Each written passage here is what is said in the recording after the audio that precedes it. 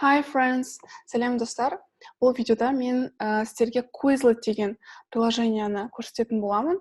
Бұл сөз жаттаудың ең қазіргі дұрыс әдісі болып табылады. Quizlet деп жазсаңыздар болады. Google-ға бірден шығады quizlet.com немесе quizlet.com деп жазған кезде шығады. Ең бірінші осындай болып тұрады. Бұл сайт негізінде приложениесі да бар. Телефонда Android-та болсын, Samsung-тан болсын, iPhone-нан болсын, басып алсаңыздар болады. Мына жақта ең бірінші зарегистрироваться деп басамыз, бірақ мен оның алдында уже регистрация өткем, сол үшін Gmail арқылы кіретін боламын. Окей. Міне, Gmail арқылы мен оның алдында регистрация өткен болатын. Бұл Niche IELTS, Niche English Test 1. Біз бірінші тест талдап болғаннан кейін 15 сөз өткен болатынбыз. Осында көргендеріңіздей, бұл жақта біз карточка арқылы сөз жаттаймыз. Мысалы, өзіміз қараңыздар, мына жақта карточкалар бар. Мысалы, Settler деген, ол бізде қоныстанушы деген мағынаны береді. Біз осыны, мысалы, заучивание деп бассақ, осы сөзді жаттауға бізге көмектесетін болады. Немесе письмо деп жазуын, правописание деп тыңдауын, тест десек болады. Мысалы, осы сөз жаттау үшін сіз жаттап болғаннан кейін тест десеңіз болады.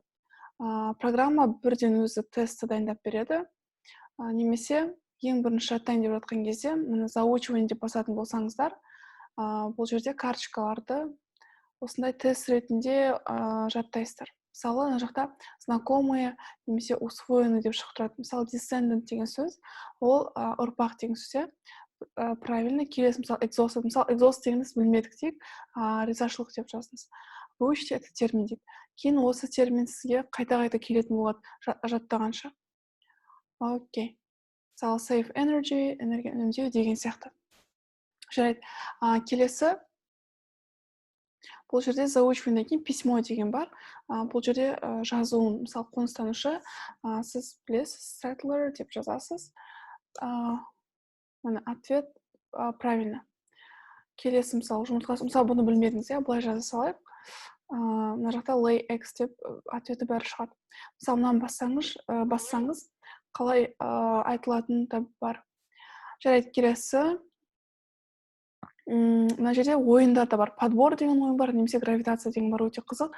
Подбор деген ойын, бұл қазір көрсетемін.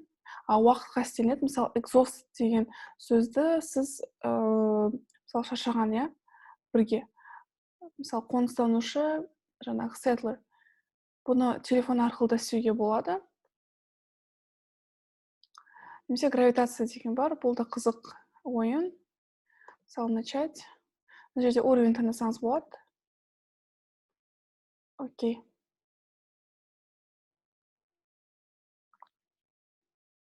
Қазір алдымызға сөз шығады, мысалы, save energy. Осылай келесі деп жаза бересіздер.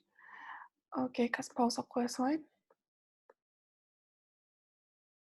Енді, мысалы, сіз өзіңіз жаңа бір модуль ашқыңыз келсе, мына жақта создать деген бар. Төбеде создать десек, мына жерде создать новый учебный модуль деп шығып тұрады. Мысалы, название модуля дейді. Мысалы, English деп жаза салайық. English vocabulary. Сосын мына жақта терминдер жазамыз. Выбрать язык дегенде бірінші тіл ол английский, немесе орысшадан ағылшынға. Мына жерде казахский жоқ, бірақ өзіңіз жазсаңыз болады. Мысалы, бірінші сөз айтайық book. Мына жақта бірден шығады, орысшасы мына книга деп шығып тұр, бірақ бәрібір өзіңіз қазақша әріптермен кітап деп жазсаңыз да болады. Келесі сөзді осылай жазасыз.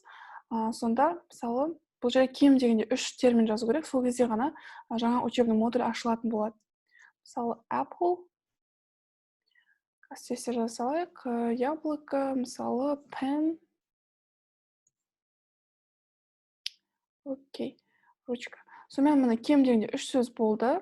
Сосын мені создать деп басамын, сохраняется. Болды, міне.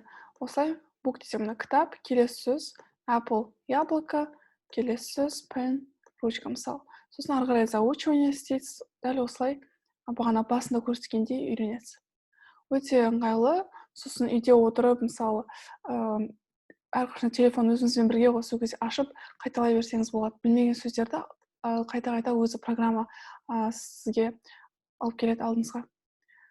Рахмет көргендеріңізге. Енді осы сөздердің бәрін осы Quizlet арқылы үйренейік. Окей, удачи. Good luck. Bye.